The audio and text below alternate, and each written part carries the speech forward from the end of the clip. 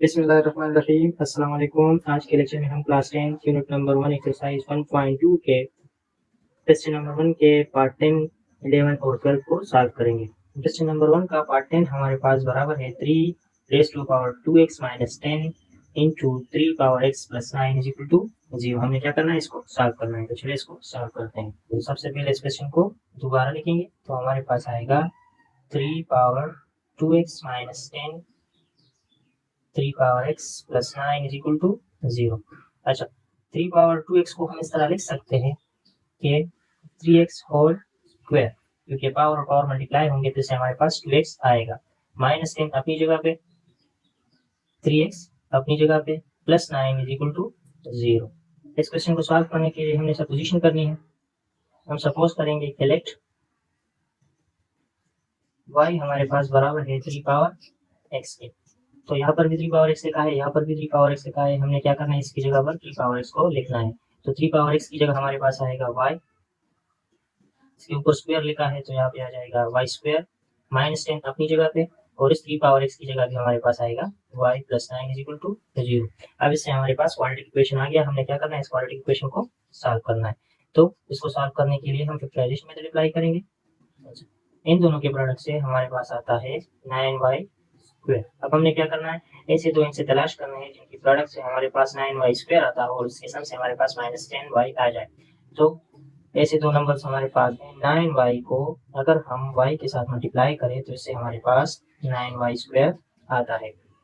अब हमें minus 10y चाहिए, तो इसका मतलब है कि ये टर्म और ये टर्म ये दोनों नेगेटिव होंगे, तो माइनस इंटू माइनस, इससे हमारे पास प्लस 9y स्क्वायर आ जाएगा। और अगर इनकी सम मालूम करें, माइनस 9y माइनस y, तो इससे हमारे पास माइनस 10y आता है। तो हमने क्या करना है, इन वैल्यूज को यहाँ पे रिप्लेस करना है। तो y स्क्वायर अपनी जगह पे आ जाएगा, माइनस 10y की जगह हम यहाँ पे लिखेंगे minus 9y minus y plus 9 is equal to 0।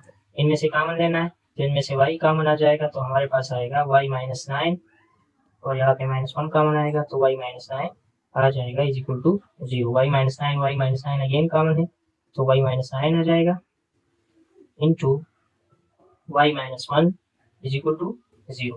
अब ये दोनों फैक्टर 0 के बराबर है, तो पहले फैक्टर को भी 0 के बराबर कर दे और सेकंड फैक्टर को भी 0 के बराबर कर दे। तो इससे हमारे पास आएगा y इज इक्वल टू 9 और यहाँ से हमारे पास आएगा y इज इक्वल टू 1। जो तो y की एक वैल्यू हमारे पास 9 के बराबर आ गई, जबकि y की दूसरी वैल्यू हमारे पास बराबर है 1 के। अच्छा, स्टार्ट में हमने सपोजिशन की थी कि y हमारे पास बराबर है 3x के, तो हम यहाँ पे लिखेंगे as y is equal to 3x। अब हमने क्या करना है, इस y को इस 3x के साथ रिप्लेस करना है। तो यहाँ पे आएगा 3x इज इक्वल टू 9। इसे में कर लीजिए, 3x को लिखना है इज इक्वल टू 1। अच्छा, 3x अपनी जगह पे, 9 को हम लिख सकते हैं 3 स्क्वायर के। तो बेसिस आपस में बराबर है, तो इसका मतलब है कि x की वैल्यू हमारे पास बराबर आएगी 2 के। सिमिलरली अगर हम यहाँ पे देखें, 3x अपनी जगह पे आ जाएगा। अच्छा, अब हमने 1 से 3 पावर 0 बनाना है, क्योंकि हमें पता है कि अगर 3 का पावर 0 के बराबर आ जाए तो इससे हमारे पास 1 आता है। तो बेसिस हमारे पास बराबर आ गए, तो इसका मतलब है कि x की वैल्यू हमारे पास बराबर होगी x पावर 0। हमें क्या करना है, पावर को कंपेयर करना है, तो इससे हमारे पास x की पावर 0 के बराबर आ गई। तो जो सोल्यूशन सेट हमारे पास बन रहा है वो बराबर है x is equal to 2 and x is equal to 0, जो कि हमारा रिक्वायर्ड आंसर है। अच्छा, आगे बढ़ते हैं नेक्स्ट पार्ट की तरफ। पार्ट 11 है हमारे पास 3 into 3 power 2x plus 1 minus 10 multiplied by 3 power x plus 1 is equal to 0। हमने क्या करना है, इस क्वेश्चन को सॉल्व करना है। तो सबसे पहले इस क्वेश्चन को दोबारा लिखेंगे, तो इससे हमारे पास आएगा 3 into 3 power 2x plus 1 minus 10 multiplied by 3 power x plus 1 is equal to 0। अच्छा, 3 अपनी जगह पे आ जाएगा। हमें पता है कि अगर हमारे पास बेसिस सेम हो तो हम मल्टीप्लिकेशन में उनकी पावर्स को ऐड करते हैं। तो ये पावर्स ऑलरेडी हमारे पास ऐड हो चुके हैं, इसको वापस बेसिस की शक्ल में लिखना है। तो हमारे पास आएगा 3 पावर 2x अपनी जगह पे और प्लस 1 की जगह हमारे पास आएगा 3 पावर 1। अगर हम यहाँ पे देखें तो इससे हमारे पास 3 पावर 2x और 3 पावर 1 आ गया। अगर हमें चेक करना हो कैसे वापस ये टर्म आता है, यानी तो इसके लिए हम क्या करेंगे, हम इनकी बेसिस को देखेंगे। तो अगर हम यहाँ पे देखें तो इनकी बेसिस हमारे पास सेम है, यानी कि यहाँ पर भी 3 है, यहाँ पर भी 3 है। तो हमने क्या करना है, इनकी पावर्स को सिंपली ऐड करना है। तो 2x प्लस 1 हमारे पास आ जाएगा, यानी कि इससे वही टर्म वापस आता है। माइनस 10 अपनी जगह पे, 3 पावर x अपनी जगह पे, +1 इज इक्वल टू 0। अच्छा नेक्स्ट, ये 3 और 3 आपस में मल्टीप्लाई करेंगे तो इससे हमारे पास 9 आएगा। 3 पावर 2x को हम इस तरह लिख सकते हैं कि 3 पावर x होल पावर 2, क्योंकि हमें पता है कि पावर रूल के मुताबिक अगर पावर आपस में मल्टीप्लाई होंगे तो इससे हमारे पास 2x आएगा, यानी कि x और 2 को मल्टीप्लाई करेंगे तो इससे 2x हमारे पास आता है। -10 अपनी जगह पे, 3x अपनी जगह पे और +1 इज इक्वल टू 0। अच्छा अब हमने इसमें सपोजिशन करनी है तो हम क्या करेंगे, हम सपोज करेंगे कि let y is equal to 3 power x, यानी कि 3 पावर x के बराबर हमने y को लिया है।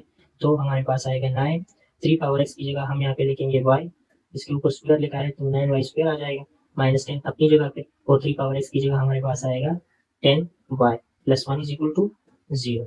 अच्छा अब इससे हमारे पास क्वाड्रेटिक इक्वेशन आ गया, तो हमने क्या करना है, इस क्वाड्रेटिक इक्वेशन को सॉल्व करना है।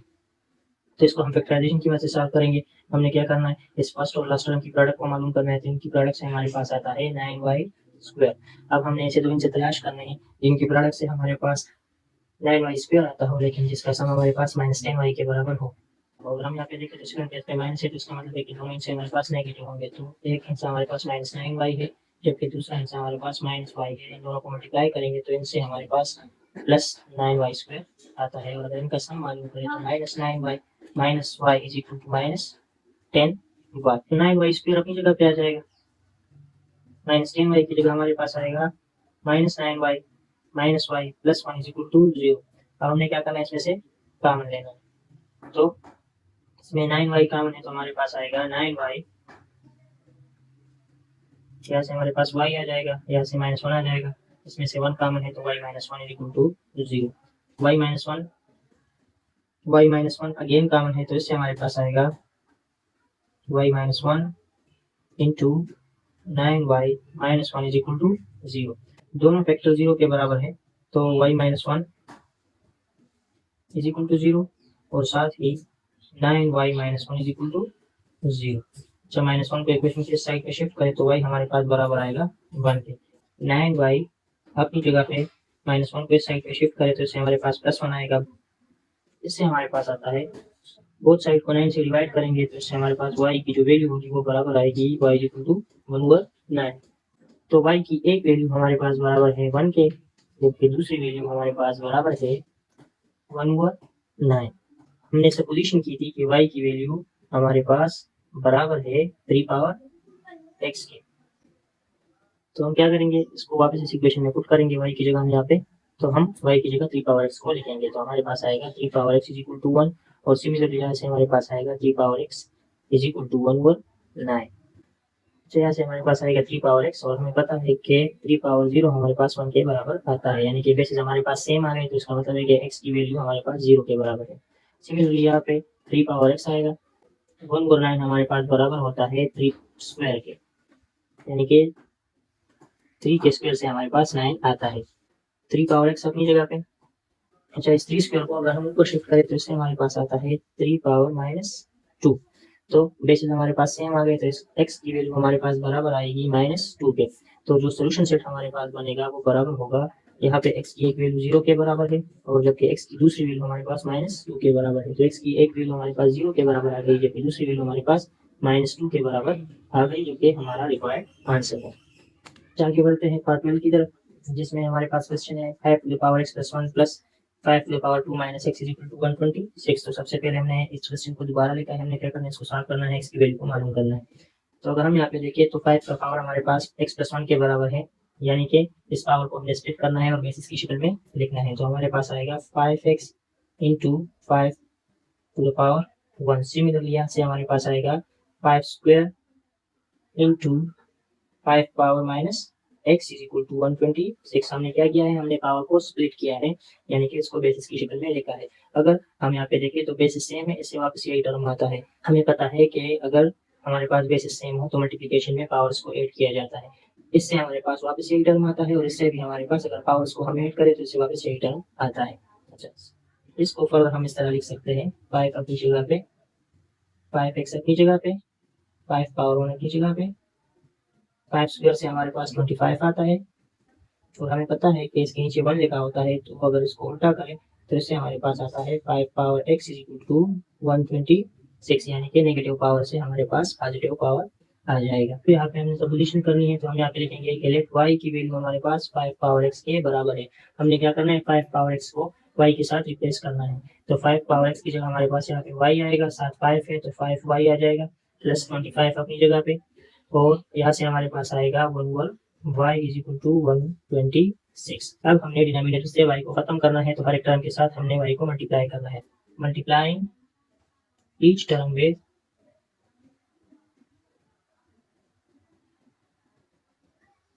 y, हर एक टर्म को y के साथ मल्टीप्लाई करें, तो इससे हमारे पास आता है 5y को y के साथ मल्टीप्लाई करेंगे, सिमिलरली 25 अपनी जगह पे, 1 और y को y के साथ मल्टीप्लाई करेंगे, और 126 को भी y के साथ मल्टीप्लाई करेंगे, तो ये y और y आपस में खत्म हो जाएंगे। यहाँ से हमारे पास आएगा 5y square plus 25 is equal to 126y।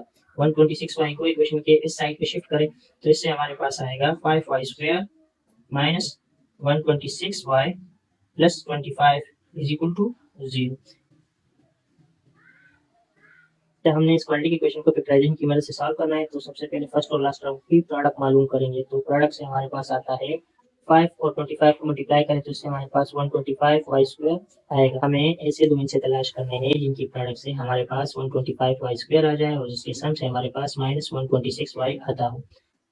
तो अगर हम माइनस 125y को माइनस y के साथ मल्टीप्लाई करें तो इससे हमारे पास 125y स्क्वायर आता है, और अगर हम इसकी सम मालूम करें तो माइनस 125y माइनस y ये हमारे पास बराबर आता है माइनस 126y के। तो हमने क्या करना है, माइनस 126y को इस वैल्यू के साथ रिप्लेस करना है। तो हम यहाँ पे लिखेंगे 5y स्क्वायर अपनी जगह पे, 126y की जगह हम यहाँ पे लिखेंगे minus 125y minus y plus 25 is equal to 0। अब हमने इसमें से कॉमन लेना है, तो इससे हमारे पास आएगा, इसमें 5 कॉमन है और साथ ही y कॉमन है, तो इससे हमारे पास आ जाएगा y माइनस 25। इसमें 1 कॉमन है -1, तो इससे हमारे पास आता है y minus 25 is equal to 0। Minus 25 again common है, तो हमारे पास आएगा y minus 25 into 5y minus 1 is equal to 0। अच्छा, दोनों फैक्टर 0 के बराबर है, तो y minus 25 is equal to 0 हो जाएगा, और साथ ही 5y minus 1 is equal to 0 आ जाएगा। तो y हमारे पास बराबर आएगा, माइनस 25 को इस साइड पे शिफ्ट करें तो हमारे पास बराबर आएगा प्लस 25। सिमिलरली -1 को इस साइड पे शिफ्ट करें तो 5y की जगह पे आ जाएगा, और यहाँ से आएगा +1। अच्छा, अब बोथ साइड को 5 से डिवाइड करेंगे तो y की वैल्यू बराबर आएगी 1/5 के। तो y की दो वैल्यूज हमारे पास आ गई। पहली वैल्यू है y इज इक्वल टू 25, जबकि सेकंड वैल्यू है y इज इक्वल टू 1/5।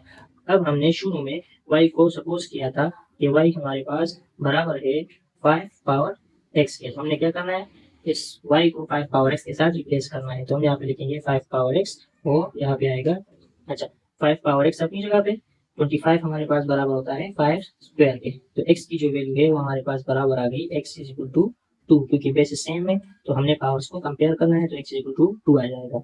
यहाँ पे y की वैल्यू हमारे पास 5x के बराबर है, और इससे हमारे पास आता है 1/5। तो 5x अपनी जगह पे, 1/5 यहाँ पे पावर +1 के बराबर है। अगर इसको हम ऊपर ले जाए तो इससे हमारे पास आएगा 5 पावर -1। अच्छा, बेसिस सेम है तो इसका मतलब हमने इनकी पावर्स को कंपेयर करना है। तो x की वैल्यू हमारे पास बराबर आएगी -1 के। तो x की दो वैल्यू हमारे पास फाइंड हो गई। पहली वैल्यू 2 के बराबर है, जबकि दूसरी वैल्यू -1 के बराबर है। तो इससे जो सोल्यूशन सेट हमारे पास आएगा वो बराबर होगा 2n-1, जो कि हमारा रिक्वायर्ड आंसर है। उम्मीद है आप लोगों को आज के लेक्चर की समझ आई होगी। दुआ में याद रखिए, मिलेंगे एक नए लेक्चर के साथ। अल्लाह हाफिज।